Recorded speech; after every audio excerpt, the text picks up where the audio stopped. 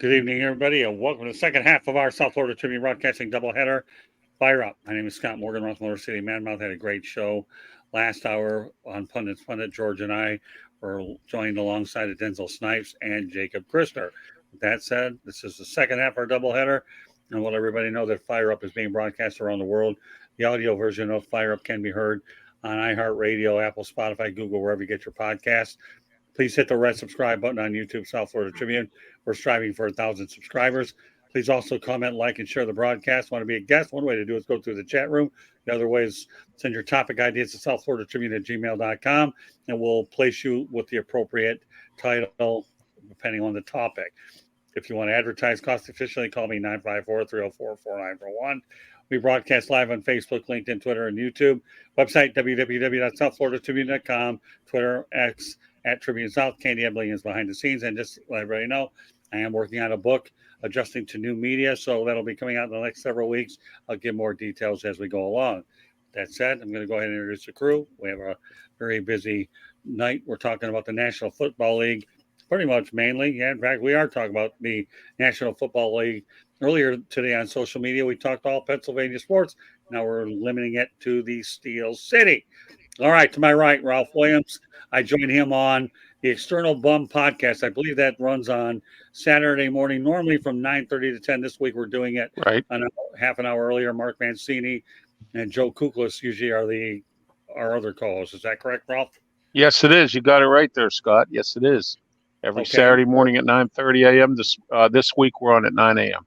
Right. I enjoy doing that. That's an awful lot of fun. You talk about me talking fast. Well, go out there and tune into that and you talk about the fastest 30 minutes in sports when we get done running it up. I wouldn't even know the way that show is paid 30 minutes or 30 seconds. But either way, 30 is a lucky number.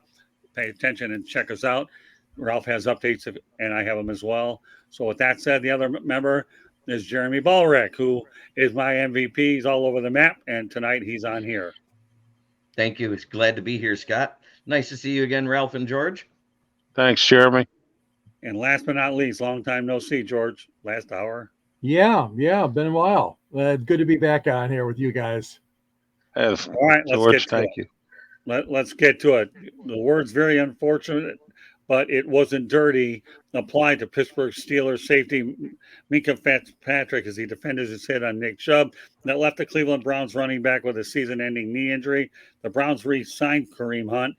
Pittsburgh defeated Cleveland 26-22. The Steelers take on Las Vegas on Sunday. Well, what's your interpretation of that play, Ralph? Well, Minkah, it was a clean hit. There was no penalty on the play. So obviously, and Minkah said it was a clean hit. They did a press conference with him today, and he said that it was a clean hit. He got a chest injury and had to leave the game. So, he got hurt too. So, it's not like, but it's not as bad as Chubb. But I mean, it was a clean hit from what I could tell. And then also he verified it today that it was a clean hit. He's been taking a lot of slack over that, Cleveland fans especially. Of course, Cleveland loses anyway, but but Ford picked up the slack, his backup, and so we'll see what goes on from there. Jeremy, the optics of it in the real time, because the one linebacker hit him up high and Minkah came in low, it looked dirty. Whether it was intentional or not, we'll never know, because in that moment in a bang bang play, you will never know. But I'm saying the optics of what we saw on TV, that's what they're going nuts about. It wasn't the Cleveland fans at the game. They didn't say that. It's all the ones that watched it at home on TV. Right. And, whether it was or not, it's an unfortunate injury to Nick Chubb. It is. And it's unfortunate that Minkah got hurt on the play too. It is what it is. There are injuries in football. I mean, what are we supposed to say? People get hurt. It's a high contact sport. It's right. The irresistible force versus the immovable object. When two objects hit at 20 to 25 miles an hour head on, it's no different than running into a brick wall at 100 miles an hour. Great analogy. I like that. Okay, George. Yeah, I thought it was a fairly clean hit. I have no objection to it, and it is very unfortunate We've seen these players go down with injuries now, and right at the beginning of the season, it's just never easy to see. Lions had their share of injuries last Sunday. All the teams are going through this right now, unfortunately, and in Dallas and Cleveland, and it's just a shame because these guys work out all year long, and they wait for this moment. They wait for the beginning of the long NFL season, and then bam, it comes down to something like that, one play. And it's just unfortunate. But like Jeremy said, there's nothing you can do about it because injuries are a part of the NFL, and they always have been, unfortunately. But I thought it was a decent hit. Yeah, and nowhere did I say that. I'm just saying what the Cleveland fans saw, and I understand what they saw. I am never going to take anything away from that because what it looks like and what it is two different things every time. Because unless you're on the field and in that situation, you really don't as long know as the what officials it was. didn't call a penalty, it's there. Right. And that's, and that's what I'm getting at. Yeah. Well, let's face the reality. Okay, when you have two guys leave the game because of a hit, you know how physical it is. But I want to just say one or two more things about this subject before we move on to the next one. Number one, no matter how hard coaches try to police injuries during the preseason by leaving guys out, that's all well and good until you get to the game. But ultimately, you're going full speed, regular season game one, all the way until the final. So, I respect the coaches for trying to hold their players out, minimize them in games, even though you still have two-team workouts anyhow. But no matter how you try to think you're going to escape injuries by being conservative in the preseason, ultimately it could catch up with you, and indeed it has for a lot of players around the league. And I'm not going to get in it show full of injuries because every team is going to have their MASH list by the end of the year. I've always said it's not the best team that wins the Super Bowl, but it's a survival of the fittest and the healthiest. That's what usually gets you to the end. And the NFL is certainly a sport that's worthy of it, knowing you have 17 games. And I think down the road, you're going to have 18 games and two preseason games eventually later. I see that coming down the road, but right now you're dealing with 17. With that said, let's look at the flip side of the coin. I want each of your observations on Deshaun Watson.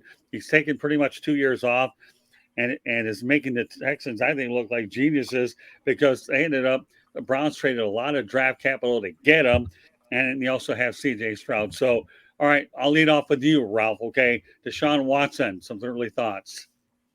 Cleveland got egg on their face, Scott. It's a simple fact. Bottom line is, not only do they have egg on their face, they're stuck with this guy because they signed him to a big contract. They gave him $250 million. No matter what happens to this guy, other than an injury, they cannot get rid of him. I mean, it's the bottom line is they're stuck with him. So his performance, the way it is his own fault because he's been out of the game for almost 2 years. And then on top of all that, he had to get acclimated to a new system. And I mean, that right there is a shot in the foot.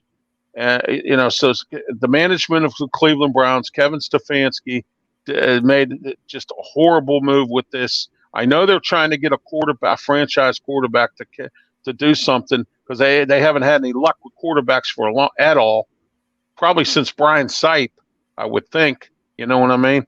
At least in my generation. So, I mean, they have not had luck at all with quarterbacks. So, and now here's another example of another one that they blew. Well, berniekosar is a name that a lot of people I forgot about Bernie. I'm sorry, Scott. That's okay. That's all right. I have to lift you up too, Ralph. It's no big deal. berniekosar was really good. So he was, yes. And $230 million for a guy that hadn't played in a long time doesn't look very good either. $230 million. And the best part about a lot of the owners is they got smart because they were not going to cave into those demands of these high numbers. And that's why it took Lamar Jackson a little while, although he's worth every dime of what he's going to get. But in the end, Deshaun Watson, to me, you're right, Ralph. Egg in the face is a nicer version of it. All right, Jeremy. Deshaun Watson, when you have 18 months off without having in-game situation, it doesn't matter how many ways you work out to keep yourself in shape, which he did do that well because he's not getting injuries when he's getting sacked. He actually still looks pretty muscular. He's still pretty mobile at that. But what he isn't is accurate because what lacks is the space between the ears not being worked out in game situations. Right. I have the feeling that he may even out and get better as the season progresses. He hasn't been god awful, but he hasn't been good. Well, I'll say this too. Jimmy Haslam obviously realized he was desperate to try to make a move, and he did. And obviously now Kevin Stefanski's job is on the line, and he has to ride it out with Yes. Deshaun Watson. So you have a couple little dynamics here. With that said, I'm handing it over to George. Well, he hasn't had a winning season in 4 years. When he was at Houston in 2019 was the last time he was above 500. He's 1-1 this year. I believe 2-2 last year. He's an average quarterback. That's all he is to me, is an average quarterback, but a highly paid average quarterback. Yeah. And you're right about Cleveland. Boy, I tell you, they're snake bit on their head coaching. They're snake bit on their quarterbacks. This is a franchise that just languishes year after year after year, and it's another situation that, I mean, I hope for the best. I don't wish the kid ill will or anything, but like Jeremy said, the stats aren't there, the completions aren't there. He's not throwing enough touchdown passes. I mean, you go down the list, all the vital statistics, his quarterback rating. He just cannot compare to the guys that he's facing game in and game out. I mean, he just can't, statistics wise. So, and the thing about knowing the playbook and knowing what goes on is a valid argument, I believe, in his case. I really do, because you have to be smart as a quarterback. You have to be able to adapt. You have to be able to read those defenses at the split second. You have to be able to find the open receiver. I don't think he does all that very well at all. I'm sorry, DeShaun, but you need a little bit more. No, you're right, George, because in the Steeler game, I saw opportunities for him to run, and he had open field to run, and he didn't. And that's, again, that's, like you said, bad decision making. For Well, sure. When you think about the Browns quarterback history, when they came back in the league, they drafted timcouch, and we certainly expected Oh, yeah. And we know that didn't work out well. So, all God, right, onwards that we would go. be awful. Yeah, that wasn't a good pick at all. Obviously, we know. Right. We could devote a show to the quarterbacks that they drafted, but I'm not going to pick on the Cleveland. Hey, Scott, he's one of our bums for Saturday. Well, okay. Ah. Well, there you go. Well, I'm giving you some food for thought for our show. There you go. That's it. Well, that's okay. I don't know. Do I take him? You take him? I don't know. Watch the external bum contest. We'll see who has a tug of war over timcouch. With that said, so yeah. But the reality of the situation as far as Cleveland, I don't want to upset the Browns fans. We have a pretty good following out in the Cleveland area as well. They're trying hard. They really are. They're trying to make some moves. I like the move of Kareemhunt that they brought him in to re-sign him for $4 million. May not take the place of Nick Chubb, but you know what? If you can do anything to bring this guy in with a $4 million contract, I'm sure there's some incentive-based clauses in it to bring it to that total to be able to pick him up. I hope for their sake, Kareemhunt's able to go out there and do well. I think he also is a product, George, of the University of Toledo, right? The Toledo Rockets, if I remember right. I think so. Yes. Yeah, so there you go. Toledo Rockets, there's your claim to fame here. Mid-American Conference. Right, there you go. Mid-American Conference. They play some good football over there. Topic number 3, Warren Sapp, 50, Hall of Famer, joining Deion Sanders staff next season. Good fit, Ralph? Yeah, absolutely. I like Warren Sapp. I always have, and if he's joining Deion Sanders, that's great. Deion Sanders managed to put together a good coaching staff there in Colorado. He has Pat Shurmur there. Pat Shurmur's a good offensive coach. Was bad as a head coach, but that's just a classic example of some of the good people that he's put on that staff. Colorado's going to be a force to reckon with this year and beyond. Jeremy? Great move. What a great defensive mind, and a guy that will help that defense, because God knows Colorado needs defense because they can't afford too many more shootouts. That's true. They're going to have their hands full this weekend against the University of Oregon. I don't know how that's going to play out. Well, I don't know. We'll know when we go back on. They cover the spread, but I don't think they win. Yeah, well, I'm going to tell you what, they're 3-0, and Deion Sanders proven that he took. I think they may win, Jeremy, but I think if they do, it's going to be a dogfight. It's not going to be a blowout or anything like that. I don't think any game that Colorado's going to get into is going to be easy. But you know what? Remember, the team only won a game a year ago. Now they've won 3, and they're looking much better. Knowing that they have 86 new players on that roster. I like what they're doing in Boulder. I really, really, really do. I mean, that's unbelievable. They've attracted, and when you think about the Colorado State game, what did it bring? Was it around 11 million, if I remember right? Yes. For that was a lot for an in-state rivalry. And Jaynorvell, I thought that Colorado was going to blow them up, but Jaynorvell, the Colorado State State Rams coach, they came to play despite the 187 yards of penalties by the Rams. Yeah, that's George. Mike Norvell's brother. Yeah, he's a good coach. There was two of us when Prime was hired that said that Colorado would probably make a bowl game. That was me and Jacob. Well, We'll see. That's a realistic goal. Go ahead, George. Warren Sapp won a Super Bowl, 7-time Pro Bowl. I mean, come on. Yeah, that's a great move. It really is. Yes, it is. And Detroit has done something very similar. Dan Campbell surrounded himself with former NFL players. And I like that idea for Sapp to do the same, although it's a different level, of course. We're talking about college and not professional. But, yeah, I mean, he's got things going for him right now. But bringing on a talented person like Warren Sapp, that's really good. I think he's around 50 years old right now, but he's ready for the challenge. And I think he'll do good out there in that program, teaching those kids, Rocky Mountain High kids. Well, you got to remember, Warren Sapp, to me, was one of the premier defensive players. And I think he dropped to the Buccaneers because there was some character issues at the time. And he had to fall into the Buccaneers. And, of course, when you fall into the Buccaneers, you have Tonydungy. It's not that bad, okay? If anybody can face you, it's Tonydungy. Ralph ought to know that. Tonydungy made a living in Pittsburgh for a while, so I like him. Yes, he did. Coached under Chucknoll. Right. One of the best in the business. Yeah. So, Tonydungy, Chucknoll.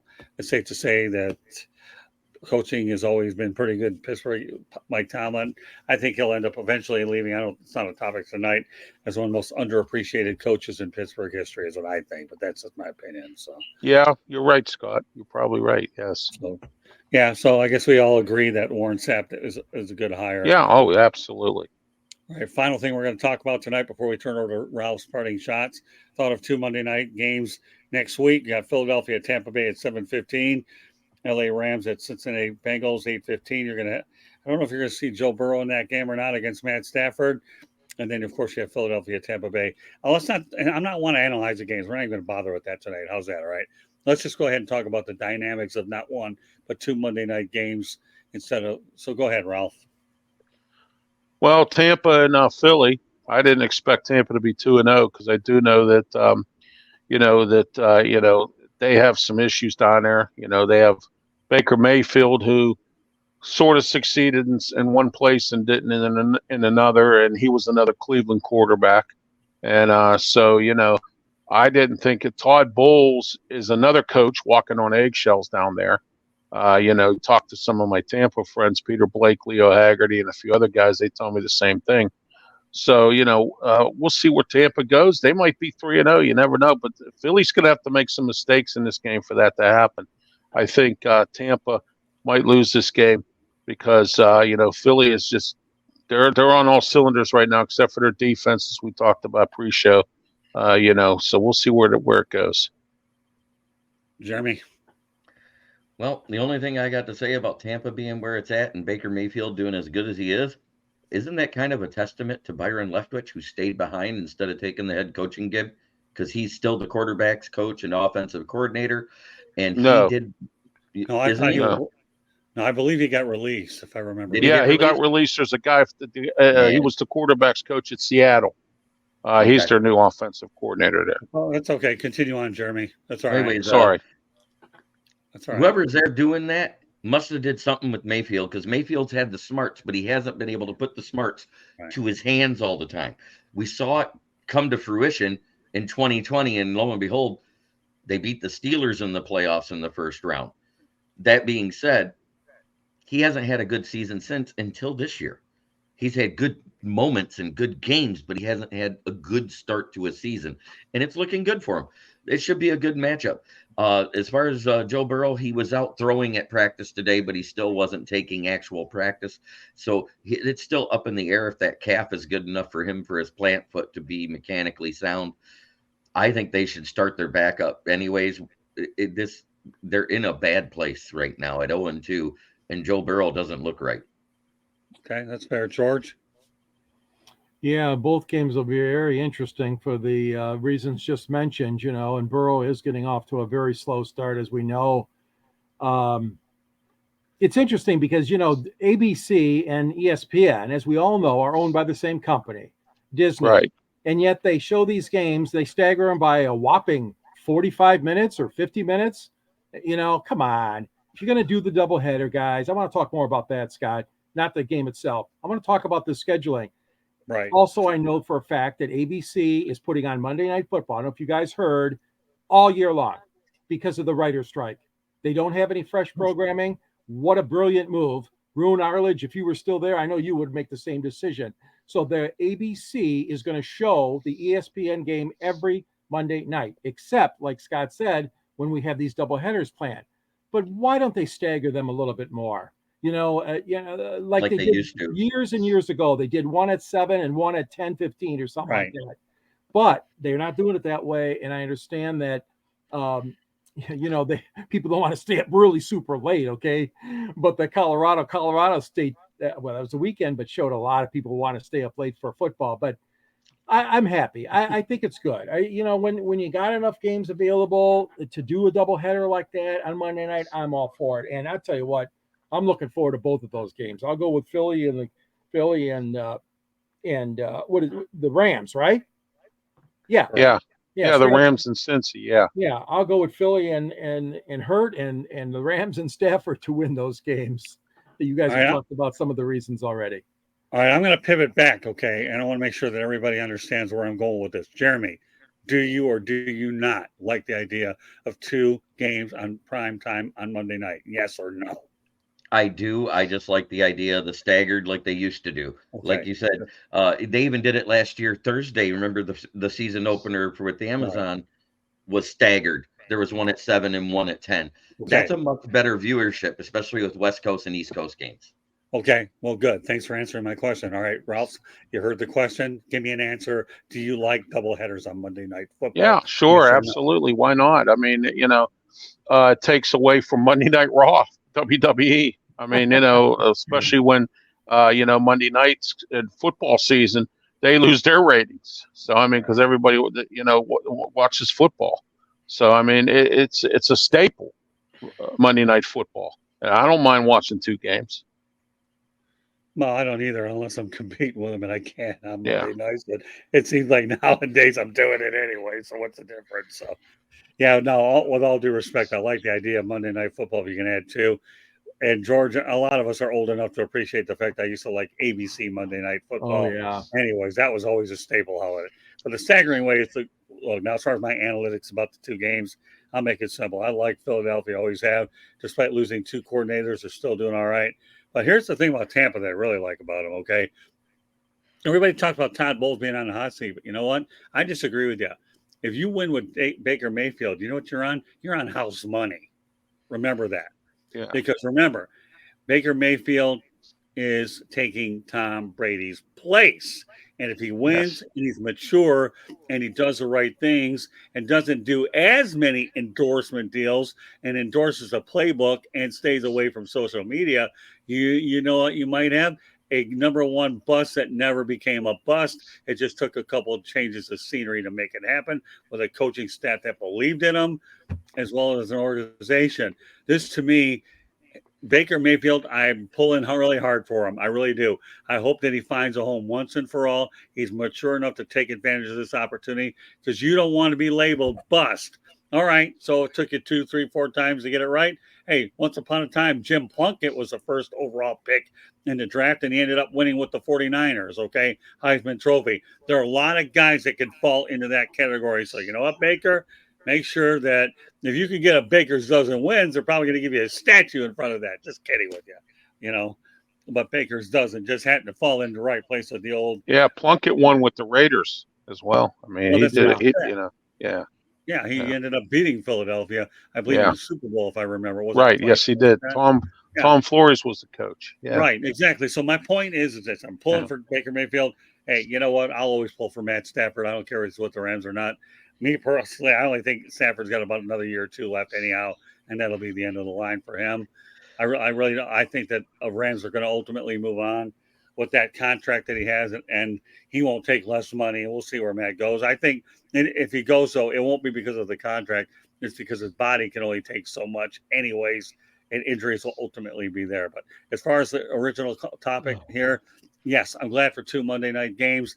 I wish they'd be spread out, but if they have the 7 to 8-15, well, you know what? You'll be able to watch the back half of the other game if it's close and going to matter. It's still a pretty good idea to maximize all your teams on national television if you have the ability to do so. It's called promoting your product to the fullest.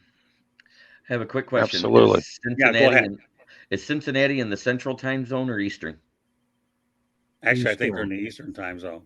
Yeah, they're traveling. They're playing the Rams at home. East. Steelers played the Rams out there. Right. LA. There's a big difference in that. Yeah. Right. It's coming east, and with Matt Stafford and his neck and back held together with Gorilla Glue and toothpicks, that defense is still nasty.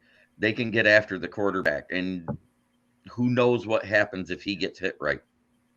That's true, but all the more reason why, like you guys alluded to, that wouldn't be the worst thing if Joe Burrow set out a game either, knowing I believe Aaron Donald is still. Oh yeah. Yeah. If he's smart, Scott, I think he will.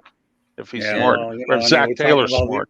We keep talking about all these injuries, right? Well, let's keep our fingers crossed that we don't see any more major ones this weekend. Yes. Now, was Kelsey back for the Chiefs last Sunday, Jeremy? Yes, he was. Yes. What did he do? What's his final line? Do you know? Let me look. I'll tell you right now. No, it'll only take me a second. The reason I brought that up, Scott, is because, these guys early in the year, I agree. Rest them. Don't overdo it. Don't overextend. If somebody's hurt, like Burrow, and you're rushing them in there, and look what now you're 0-2. I mean, I'm not saying it's all his fault, but I'm just saying. He had Noah Gray's numbers. Four catches. Hey, look at Arthur Smith in Atlanta, guys. He rested all his starters for the preseason. He's 2-0. So there you go. Well, again, you know what? I don't want to get premature with those numbers yet early. Right. I know where you're going with this, Ralph. We'll save it for another time. I need to really find out what teams are where they are after week 4 or 5 before. Or after their bye weeks. Well, but the reason my logic, Ralph, behind what I just said between 4 and 5 is by then you're going to know whether injuries are taking an early toll out of you, and then then you're going back and forth to the practice squad, so a little bit more movement. After weeks 4 and 5, then I could gauge where they're at. Right now, after 2 weeks, you got to remember, who knows if some teams have even played a home game yet or not, but by week 3 or 4 or 5, they will have played at least on the road and at home. Jeremy, was there anything else you want to add before you take it over the Ralph shot? I was asked about Kelsey's numbers last week, and if you actually look, it's very similar to what Noah Gray had in the first half versus the Lions. 4 catches, 26 yards, and a touchdown. Okay. Yeah. So he got a touchdown. And Noah Gray got the touchdown for Kansas City. What I'm saying is in that first half, Noah Gray was doing exactly what Kelsey does for Pat Mahomes, and they shut that down in the second half. Yeah. I got to give it to Dan Campbell. He had guys suspended for gambling and injuries, and Detroit's where they are. Well, again, let's see over the weekend. All right. At this point, at this time of the show, it's time for Ralph's parting shot. Go ahead, Ralph. I want to give my parting shot out to offensive coordinator McCanada for the Steelers. He's the cheapest paid offensive coordinator in the league. He only makes $500,000 a year. He's friends with Mike Tomlin.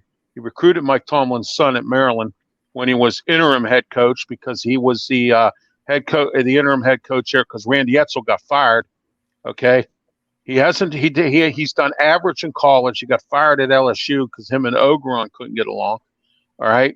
But this guy is a complete bum. I mean, he's not a good coordinator.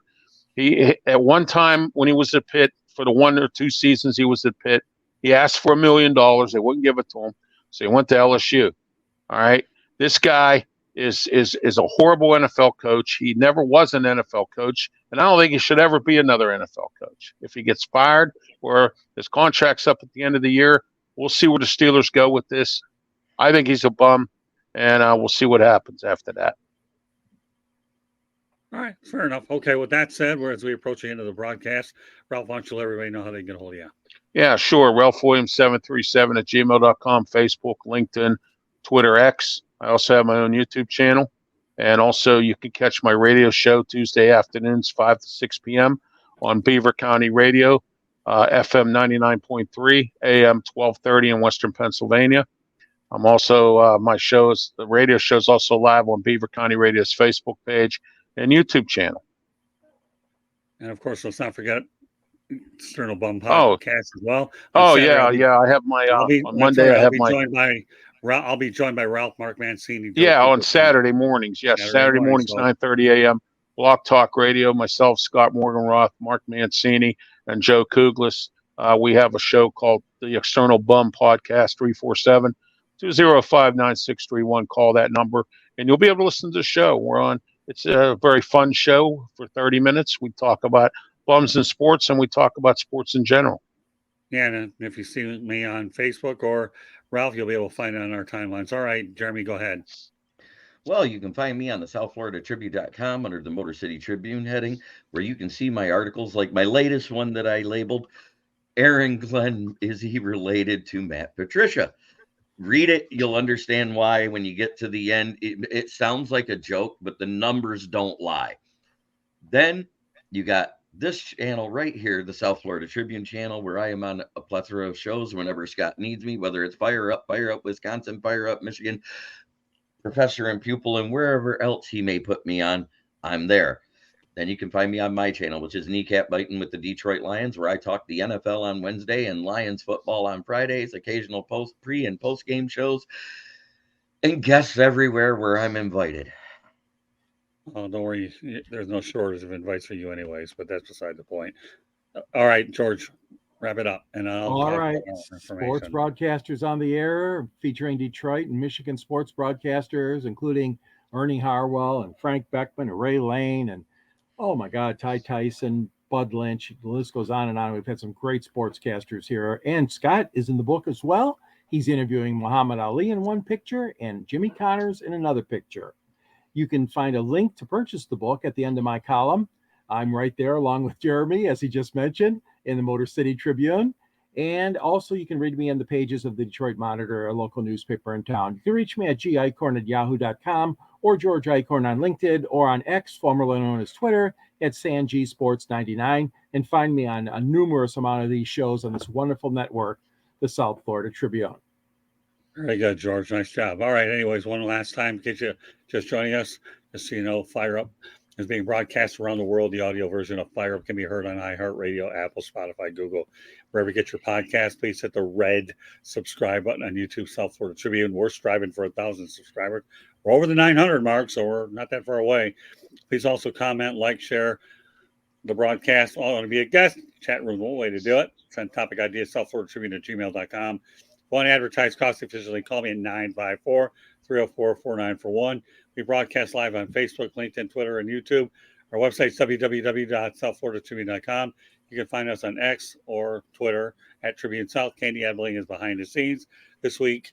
She's been doing a lot on the website because she's going to be taking the majority of the broadcast next week, as I have to go in for a back procedure. So she'll take my place.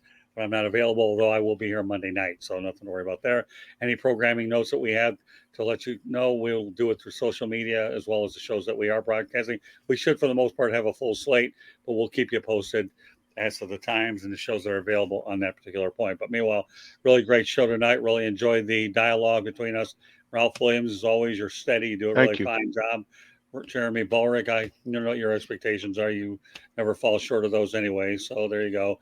No, I'm not. I know you're turning your neck, so I don't think you have a neck issue. So at least I have a bad nerve in mine. So yeah, but the only nerve that he has is a knee-jerk nerve reaction that he has to try to become a comic, is what it is with him.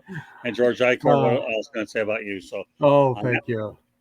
So on behalf of Ralph Williams, Jeremy Bulrick, George Icorn, my name is Scott Morganroth, the Motor City Madmouth. Thank you for joining us on this edition of Fire Up.